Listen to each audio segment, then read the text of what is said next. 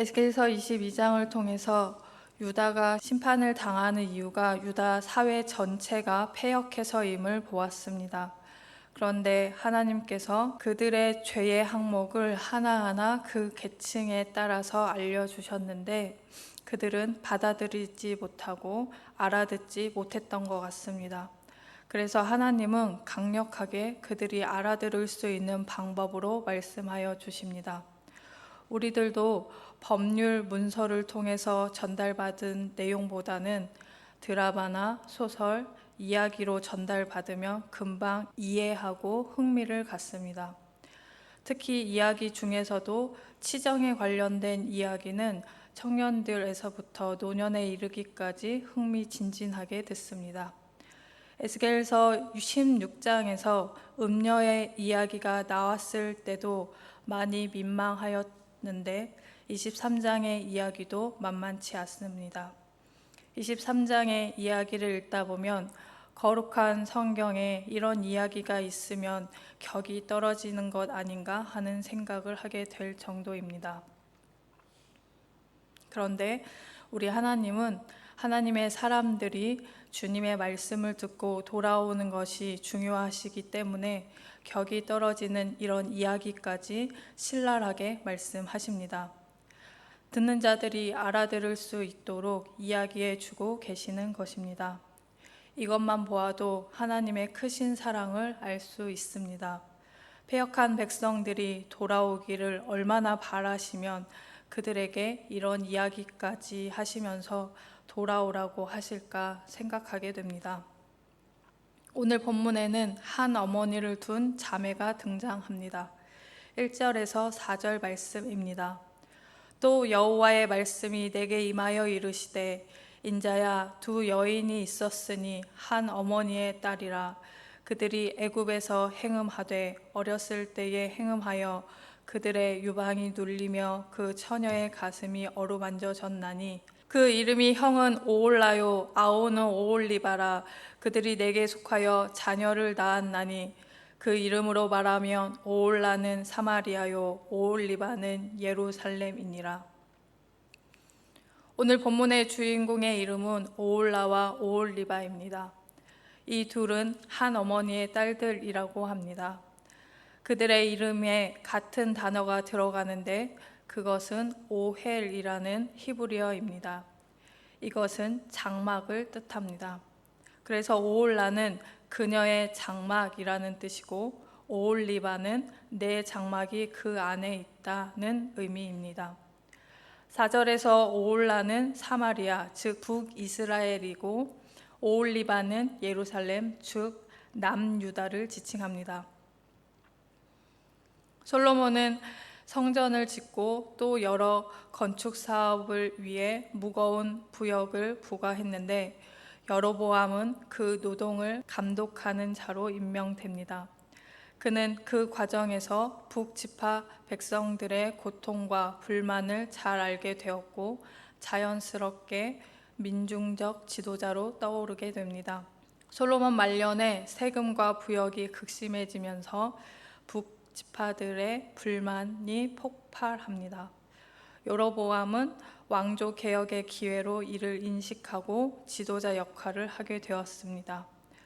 그런데 솔로몬이 이 사실을 알고 여로보암을 죽이려고 하자 그는 애굽으로 도망칩니다. 그러다가 솔로몬이 죽고 르호보암이 즉위하자 백성들이 세금을 가볍게 해달라고 요청하지만 르호보암은 이를 거절하고 오히려 더 무겁게 하겠다고 선언합니다. 이때 여로보암이 애굽에서 돌아와 북쪽 10지파의 지지를 받아 왕위에 올라 북이스라엘을 만들었습니다. 그러나 여로보암은 권력 유지를 위해 베델과 단에 금송아지를 세우고 그곳에서 제사를 드렸습니다. 그래서 오홀라의 이름, 그녀의 장막은 하나님의 성막이 그녀와 함께 하지 않는다는 것을 말하는데 이것은 북이스라엘에서 예루살렘 성전 없이 자체적인 제단을 세우고 예배 제도를 세운 것을 의미하는 것입니다. 이것은 인간이 만든 장막, 자기 멋대로 만든 종교 체제를 비꼰 것입니다. 오홀리바의 이름의 뜻인 내 장막이 그 안에 있다라는 것은 하나님의 성막과 성전, 즉 하나님의 임재가 그 안에 있다는 것을 말합니다. 하나님은 실제로 예루살렘 성전 안에 자신의 이름을 두셨고 언약 백성의 중심으로 삼으셨습니다.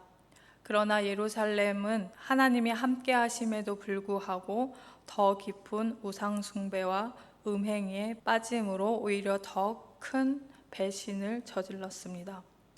3절에서 그들이 애굽에서 행음하되 어렸을 때에 행음하여라고 말씀하시므로 그들의 우상 숭배의 뿌리는 애굽에서부터 시작됨을 알 수 있습니다. 5절에서 10절을 통해서 오홀라 즉 북이스라엘의 타락과 멸망의 과정이 나옵니다. 오홀라는 하나님 대신 아수르 사람을 사랑하고 탐하여 음녀의 행위를 행했습니다. 5절에서 7절입니다. 오홀라가 내게 속하였을 때에 행음하여 그가 연애하는 자 곧 그의 이웃 아수르 사람을 사모하였나니 그들은 다 자색 옷을 입은 고관과 감독이요 순수한 청년이요 말타는 자들이라. 오홀라는 하나님께 속해 있었음에도 불구하고 아수르에게 마음을 빼앗겨 음란한 행위를 합니다. 북이스라엘은 아수르의 강한 군사력, 화려한 문화의 마음을 빼앗겼습니다. 그래서 북이스라엘이 강대국인 아수르를 정치적으로 의지하고 그들의 우상 숭배를 받아들였습니다. 북이스라엘 왕 무나헴, 베가, 호세아 등은 위기 때마다 아수르의 조공을 바치고 동맹을 요청했습니다. 그들은 하나님을 의지하지 않고 강대국 의존 정책을 택했던 것입니다. 이 관계를 성경에서 영적 간음으로 묘사됩니다. 하나님을 남편으로 둔 이스라엘이 다른 남자인 아수르를 따라간 것을 의미합니다. 오홀라의 부정한 행동은 오래된 것입니다. 8절입니다. 그가 젊었을 때에 애굽 사람과 동침함에 그 처녀의 가슴이 어루만져졌으며 그의 몸에 음란을 쏟음을 당한 바 되었더니 그가 그때부터 행음함을 마지 아니하였느니라. 북이스라엘은 출애굽 시절부터 애굽 신들을 섬기는 습관이 있었으며 가나안에 들어온 후에도 애굽의 우상과 제도를 버리지 못하고 계속 섞어서 섬겼습니다. 게다가 여로보암이 애굽에서 배워온 금송아지 우상을 베델과 단에 세웠고 그것을 제사했습니다. 오홀라는 아수르와 새롭게 간음했을 뿐만 아니라 옛날 애굽과의 부도덕한 관계도 여전히 유지했다는 것입니다.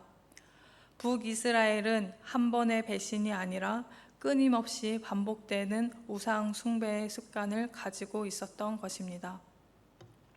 이제 그 오홀라를 하나님께서 심판하십니다.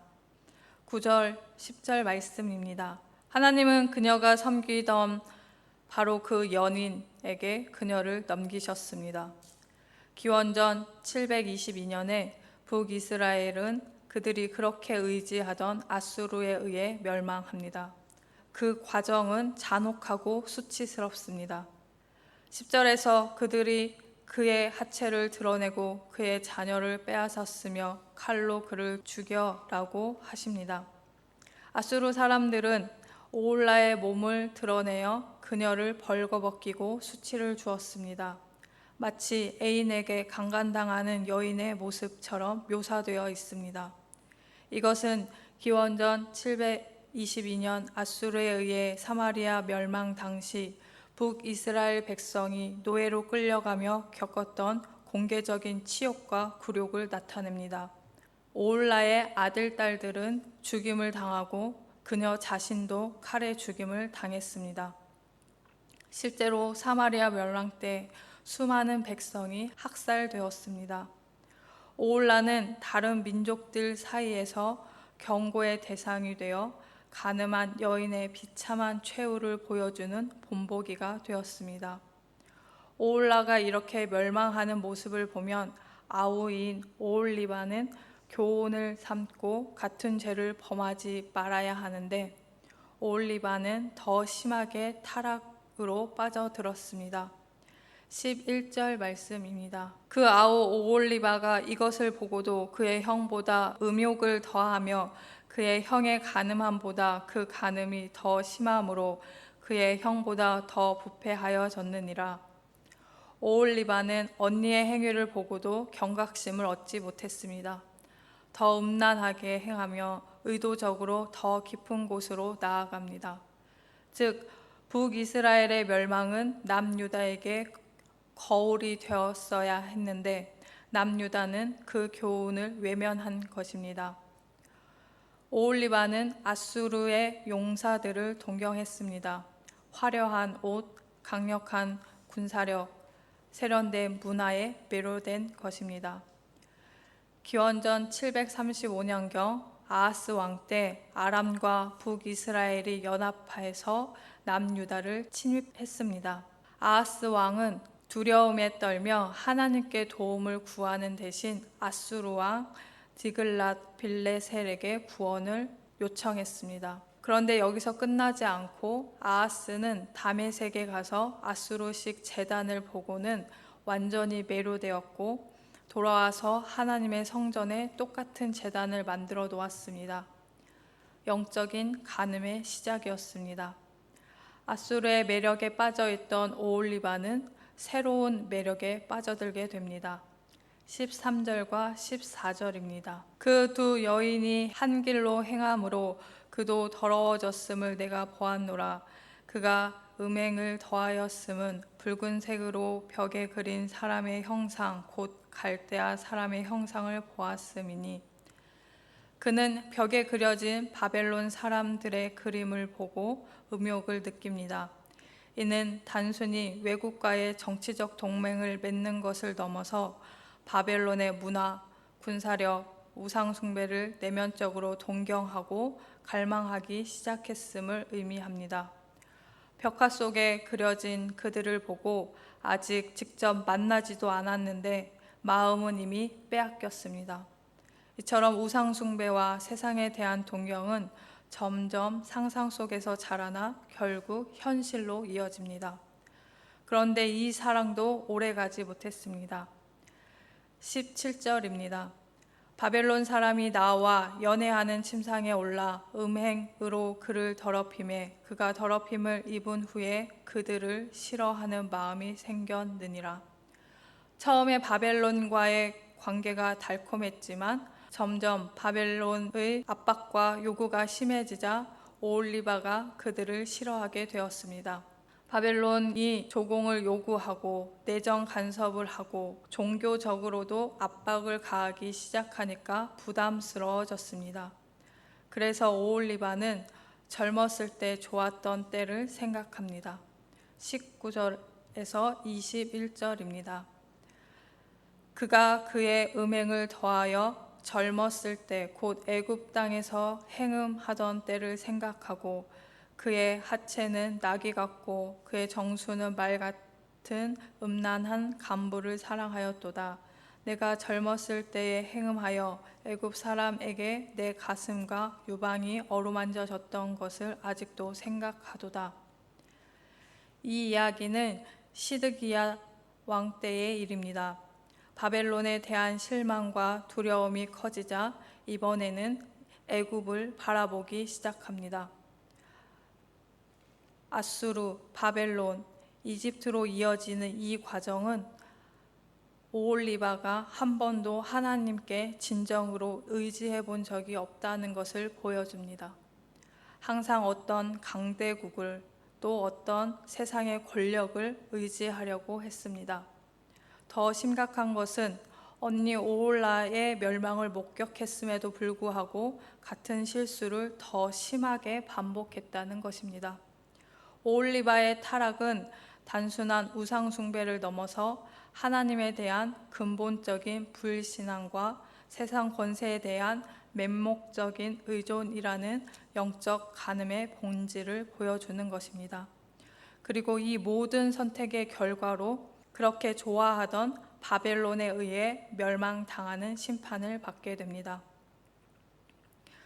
여러분, 오홀리바의 모습을 통해서 우리는 혹시 하나님 외에 다른 것을 의지하고 있지 않은가 생각해 보아야 합니다. 지금 나의 마음을 유혹하는 것은 무엇인지, 내 마음을 빼앗고 있는 것은 무엇인지 되돌아보아야 할 것입니다. 오늘 하루를 살아갈 때 내 앞에 놓여 있는 선택지 중에 하나님의 것이 무엇인지, 세상의 것이 무엇인지 구별할 수 있는 여러분들 되시길 소망합니다. 하늘의 지혜를 받으셔서 주님의 것을 선택해서 주님이 인도하시는 선한 길로 나아가시는 여러분들 모두 되시기를 예수님의 이름으로 축복합니다.